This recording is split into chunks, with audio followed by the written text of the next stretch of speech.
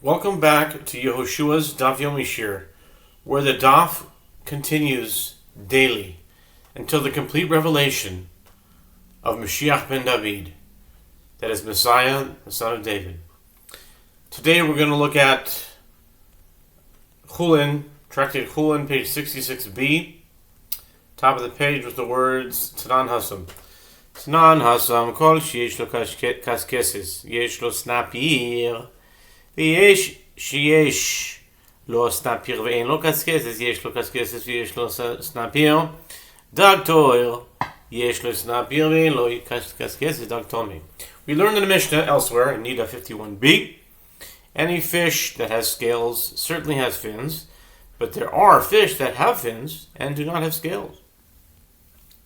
They must not be very musical. They don't have scales. Dun-dun, psst, corny. Alright. Fine. That have the fins. Okay. There are fish that have fins and do not have scales. Any fish that has scales and fins is a kosher fish. If it has fins but no scales, it is a non-kosher fish. Mechdi akas keses kosam chinan. Lichtov rachman akas keses v'lo snapir. Ikas rachman akas keses v'lo kosam snapir. Havi amina mai kas keses snapir afilu dag tomei. Kosam rachman snapir v'kas keses. The Gemara asks now,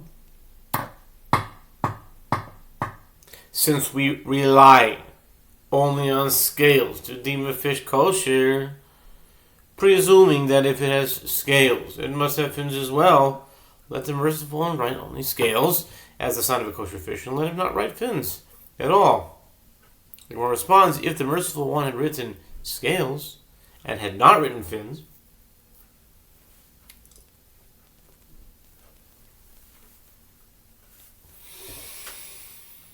I would say, what is kaskeset? It is fins, and I would thereby come to permit even non-kosher fish. Therefore, the merciful one stated snapir and kaskeset to leave no room for error. Hashta, the kaskeset one is telling me kaskeset meimai the kaskeset levusha hu dichsiv v'shirion kaskasim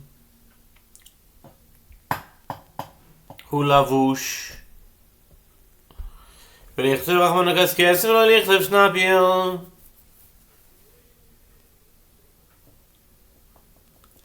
The Gemara asks, but now that the merciful one has written snapir and kaskeset, from where is it derived that kaskeset denotes clothing, meaning scales rather than fins? As it is written, and he was clad with a coat of scale armor, kaskasim, 1 Samuel 17 verse 5. And if it is certain that kaskeset refers to scales, the question resurfaces. Let the merciful one write only kaskeset, and let him not write snapir. Amar Rabbi Abahu v'chein Tanei Rabbi Ishmael yagdil toich v'yadir. Rabbi Abahu said, and so the Tana of the school of Rabbi Ishmael taught, the Holy One, blessed be He, wished to bestow good upon the Jewish people. Therefore He made the Torah abundant, as it is written, the Lord was pleased for His righteousness' sake to make Torah great and glorious. Shem chafetz leman tzidko yagdil Torah v'yadir. Isaiah 42:21. He consistently expanded some aspects of the Torah more than strictly necessary. Mimash mashin ne'emar echol es sheyesh loi shomei ani al tochol es she'ein loi umimash mashin ne'emar al tochol es she'ein loi shomei ani echol es sheyesh loi v'lo mashnayon la'avod alav ve'aseh v'lo taseh. The sages taught in Braita, the Torah states the prohibition of non-kosher fish, both positively and negatively. These may you eat of all that are the waters, whatever has fins and scales. Them you may not eat, and all them that have not fins and scales, they are a detestable thing to you. Leviticus 11:9-10. From the implication of that which is stated, eat fish that have these signs, I would have derived the verse, do not eat fish that do not have them, from the implication of that which they do not eat fish, right? And do not eat fish that do not have them, I would derive the inverse, eat fish that have them. If so, why did the Torah write both ways? In order to indicate that one who eats non-kosher fish transgresses on his account both a positive mitzvah and a prohibition. Tochlu mikol asher b'mayim. Tochlu asher b'mayim. The tochlu mikol asher b'mayim. Matzah b'lova shiachol hoy v'hitir b'foirash v'hitir b'stam. Ma kishihitir b'foirash lo hitir ela b'kelim. Av kishihitir b'stam lo hitir ela b'kelim. Minayin l'rabos poiros shichin mois. Yisach v'shoyse mehen. Given that the verse states, whatever has fins and scales, them you may eat. What is the meaning when the verse states, these may you eat of all that are in the waters? Why is this necessary? It is necessary as without this verse, one might have thought, since the Torah permitted creeping creatures of the water without fins and scales explicitly, and also permitted them implicitly, one can infer just as when the Torah permitted such creatures explicitly as permitted, it permitted them only when in vessels, so too, when it permitted them implicitly, is permitted them only in vessels. From where is it derived to include as kosher even those in pits, ditches, and caves, that one may bend down and drink from them, and need not refrain from drinking in the creeping creatures. In them, the verse states, these may you eat of all that are in the waters, to indicate that this is permitted. The Gemara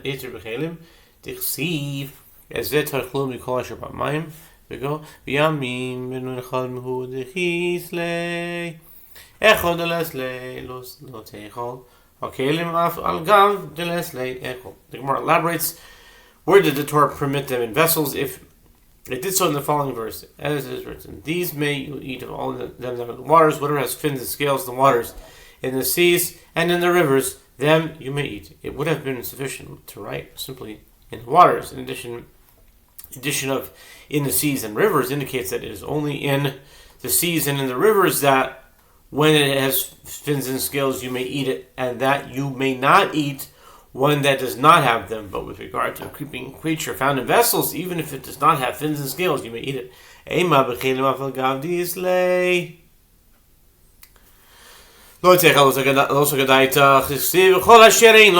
because cases biyami when acholim michol sheres hamayim or yami when acholim leslei lo seichol ho b'chelim afel gav leslei echol. The Gemara objects, one could just easily say the opposite. You may eat a fish that has these signs only when it is found in seas and rivers, but in vessels, even if it has fins and scales, you may not eat it. The Gemara responds, this should not enter your mind, as it is written, and all that have not fins and scales in the seas and the rivers, and all of them that swarm in the waters, and all of the living creatures that are in the waters, they are a detestable thing to you. The verse indicates that it is only in the seas and in the rivers that you may not eat of a fish that does not have fins and scales, but you may eat a creeping creature found in vessels, even if it does not have fins and scales. That's what you would have said. The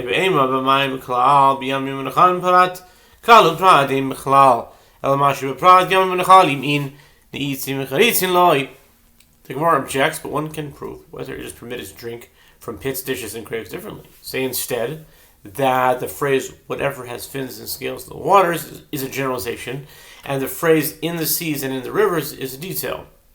In any instance of a generalization and a detail, the generalization only includes that which is spelled out in the detail.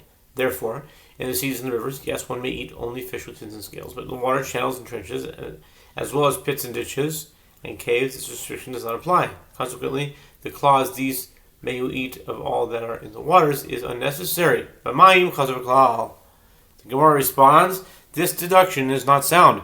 The term in the waters appears twice in the verse. When the verse repeated it, it then generalized again. Consequently, these are two generalizations and one detail in the verse, making it an instance of generalization, a detail and a generalization, which includes all cases similar to the detail, including pits, ditches, and caves, indicating that the restriction applies to them as well. Therefore, the clause, "These you may eat of all that are in the waters," is necessary to teach that all fish in pits, ditches, and caves are permitted.